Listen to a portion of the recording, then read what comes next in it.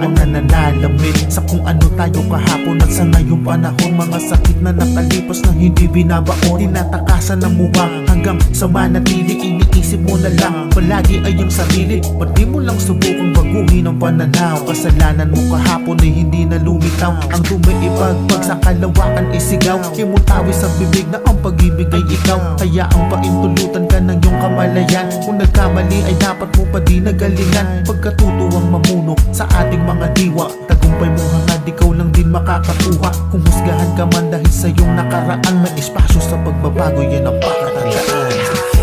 Nakasanay di mababalikan, handang iwan ang mga nakaraan. Kahapon ay hinihila, tatak mo lang sa sarili ko, dahil di araw-araw ganito. Kalmahan, huwag panghinaan. Kalaban sa mundo ay ang isipang magulo. Huwag hahayaan ang maliwanag, laging harapin kesa muli mong pagsisihan. Nakasanay di mababalikan, handang iwan ang mga nakaraan. Kahapon ay hinihila, itatak mo lang sa sarili ko, dahil di araw-araw ganito.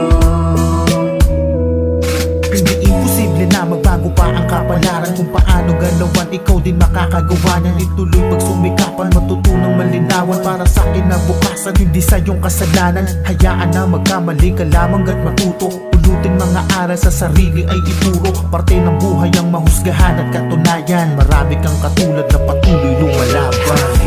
Nakasanay di mababalikan, handang iwan ang mga nakaraan.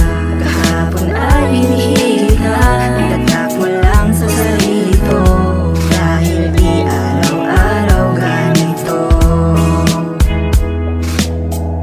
Nakasanay di mababalikan, handang iwan ang mga nakaraan. Kahapon ay hinihila, itatak mo lang sa sarili ko, dahil di araw-araw ganito.